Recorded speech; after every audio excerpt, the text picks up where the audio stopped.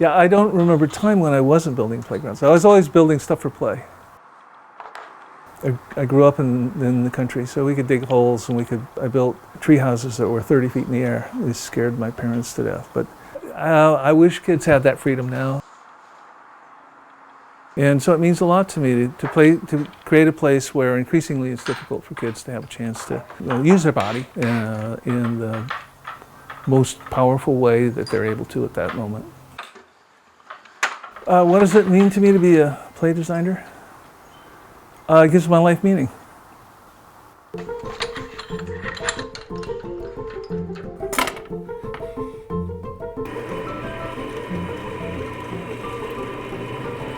What I've learned in the 50 years that I've been doing this is that it's easy to do the same thing, or maybe change the color, something like that. What's hard, and we're talking about play now, play predates humanity. So you're dealing with something that's really old and has a lot of history in it. And to try to come up with something novel and new is absolutely daunting. And the existing stuff is good. So we wanted to keep all our good stuff, all the good ideas, but wherever possible, we moved beyond that into something nobody's ever seen before. So when kids come in here, they get a different experience than they're going to get anyplace else. I design for failure, and I think that's the big difference. I want to have kids fail a lot. Here, kids can throw themselves off the top of this and get up and laugh and run off. So failure actually produces learning. It produces incentive. It's a funny phenomenon.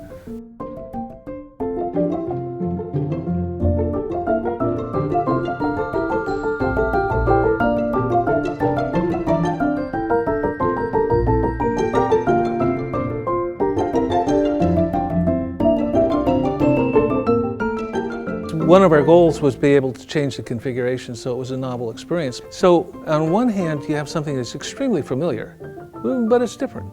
So it re-engages. The term I use is complexification. You can complexify a space simply by changing the orientation of the pieces, where the horizontal ladder used to be up here, and now it's down here, and now it's something else, an entirely different experience. But the thing is the same. So you have familiarity on one hand and then novelty on the other, which is very different than the standard playground equipment, which is always the same. Kids don't come in here just to have a physical experience. They come in here to sing songs, to tell stories, to have a facilitated imagination. And that is so much easier when you can configure the space to support that kind of activity.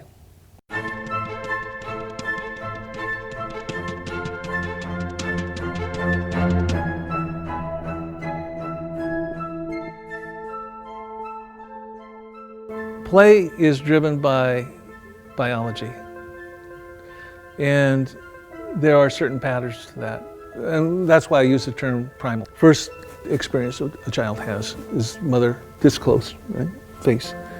But what that becomes eventually is language, is the whole social bonding.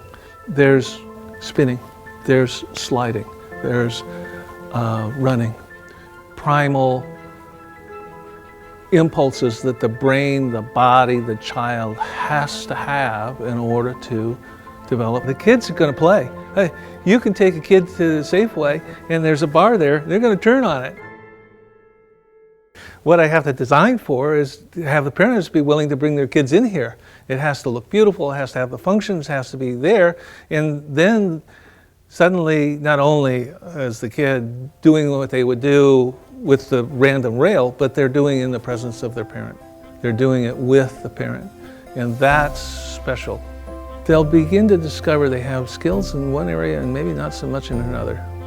And that's really important because they're going to be guiding that child for a long time.